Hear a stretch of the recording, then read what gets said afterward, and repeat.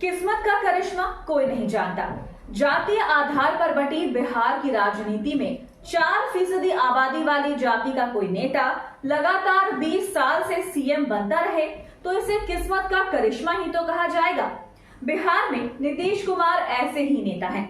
लालू यादव की party RJD की तरह यादव और मुस्लिम की तकरीबन 31-32% आबादी पर नीतीश कुमार का कब्जा नहीं रहा।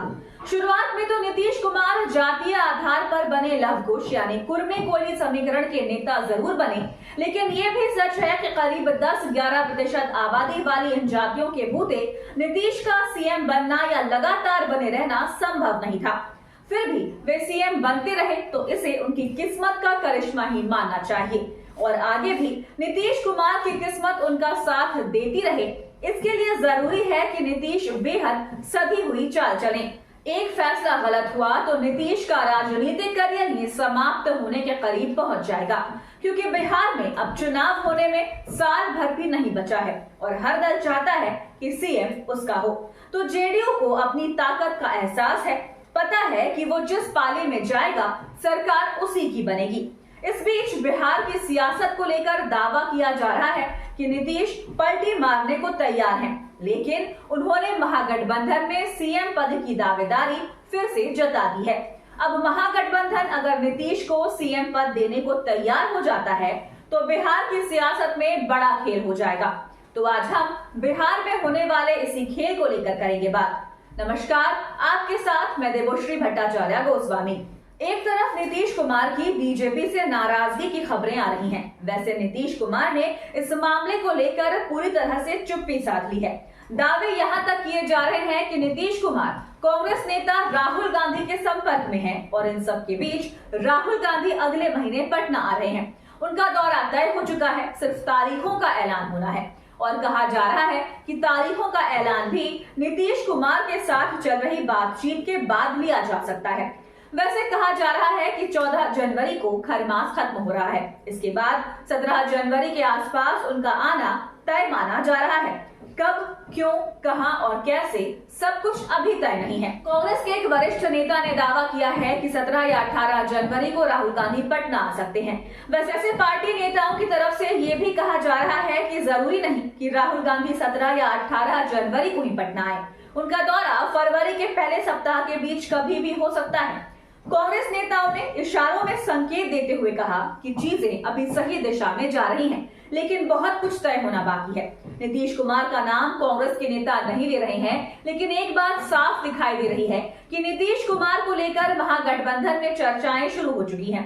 राहुल के अचानक बिहार दौरे को लेकर कांग्रेस नेताओं ने कहा कि ये केंद्रीय गृह मंत्री अमित शाह की बाबा साहब अम्बेडकर पर की गई टिप्पणी के संबंध में हो सकता है, लेकिन अभी योजना शुरुआती दौर में है।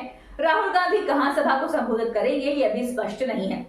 राहुल गांधी मार्च में लोकसभा चुनाव से पहले पटना आए थे। उन्होंने गांधी मैदान में जन विश्वास रैली को संबोधित किया था। इस रैली में इंडिया गठबंधन के कई वरिष्ठ नेता शामिल हुए थे। 2019 में भी लोकसभा चुनाव से पहले राहुल गांधी पटना आए थे। उन्होंने अपनी पार्टी की ओर से आयोजित जन आकांक्षा रैली को संबोधित किया था। दरअसल नीतीश कुमार के अभी महागठबंधन में वापसी में सबसे बड़ी रुकावट आरजेडी को माना जा रहा है, लेकिन कहा जा रहा है कि अब राहुल गांधी ने ही लालू यादव को मनाने की जिम्मेदारी ले ली है। दरअसल नीतीश कुमार बिहार की राजनीति को बैलेंस करते हैं। वो जिधर की तरफ जाते हैं उसका ही पलड़ा भारी हो जाता है। इसका कारण है कि नीतीश का हर वर्ग के अंदर अपने लिए तैयार किया गया वोट बैंक। नीतीश ने रणनीति के तहत हर जातियों, समुदायों और लैंगिक दृष्टि से महिलाओं में लाभुक वर्ग बनाया। दलितों की 17 से 18% आबादी को दलित, महादलित श्रेणी में बांटकर उन्होंने बड़ा समर्थक तबका खड़ा किया। मुसलमानों में पसमानदा की सुविधाएं बढ़ाकर नीतीश ने आरजेडी के MY समीकरण में सेंधमारी कर दी। पढ़ने वाली लड़कियों को साइकिल, पोशाक और वजीफा देकर नीतीश ने आधी आबादी को अपने पक्ष में खड़ा होने पर मजबूर कर दिया। महिलाओं के लिए नौकरी से लेकर निकाय चुनावों तक आरक्षण देकर उन्होंने उनका सशक्तिकरण किया, तो वे उनका आजीवन साथ निभाने को सर्वाधिक मुखर रहती हैं। इसके साथ ही सियासी तिकड़म ने नीतीश को इतना मजबूत बना दिया है कि सत्ता पक्ष और प्रतिपक्ष में बैठी पार्टियों के नेताओं से नीतीश काफी करीबी संबंध बना लेते हैं। नीतीश को लेकर भाजपा लाख चिल्लपो मचाए, मगर नीतीश के साथ के बिना वो अब तक अधूरी साबित हुई है। विपक्ष में बैठे बड़े दल आरजेडी को भी नीतीश कुमार का हमेशा इंतजार रहता है। 2015 और 2020 में ये साबित भी हो चुका है। बीजेपी नेताओं की नीतीश को लेकर बेचैनी समझने के लिए एक उदाहरण काफी है। अटल बिहारी वाजपेयी की जयंती पर पटना में बीजेपी कार्यालय में कार्यक्रम हुआ। बिहार के डिप्टी सीएम विजय कुमार सिन्हा ने कहा कि बिहार में भाजपा की सरकार बनने पर ही अटल जी को असली श्रद्धांजलि मिल पाएगी। घंटे भर में ही उनके सुर बदल गए। उन्हें शायद अपने इस बयान की प्रतिक्रिया का एहसास हुआ। ये भी संभव है कि पार्टी नेतृत्व ने उन्हें ऐसा करने को बाध्य किया हो। घंटे भर पहले बिहार में बीजेपी की सरकार बनाने का संकल्प लेने वाले विजय सिन्हा ने एक और बयान जारी कर कहा कि अगली बार भी नीतीश कुमार के नेतृत्व में बिहार में एनडीए की सशक्त सरकार बनेगी। बीजेपी के सहयोग से बनी नीतीश कुमार की सरकार ने ही बिहार को आरजेडी के आतंक से मुक्ति दिलाई थी। इसका मतलब यही है कि बीजेपी उनकी ताकत को शिद्दत से महसूस कर रही है।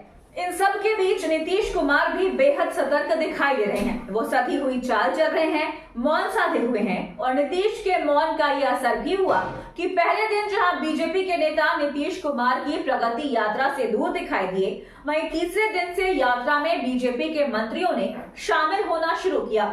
फिर डिप्टी सीएम सम्राट चौधरी भी नीतीश की यात्रा में शामिल होने पहुंच गए। साफ है, बीजेपी ने तो नीतीश के सामने सरेंडर कर दिया है, लेकिन नीतीश कुमार को अभी भी बीजेपी पर पूरा भरोसा नहीं दिख रहा है। इसलिए वो गठबंधन को लेकर सीधा ऐलान नहीं कर रहे हैं, जिसके चलते कहा जा रहा है कि नीतीश अभी कोई बड़ी रणनीति तैयार कर रहे हैं और इसका फैसला वो जल्दी ही कर सकते हैं।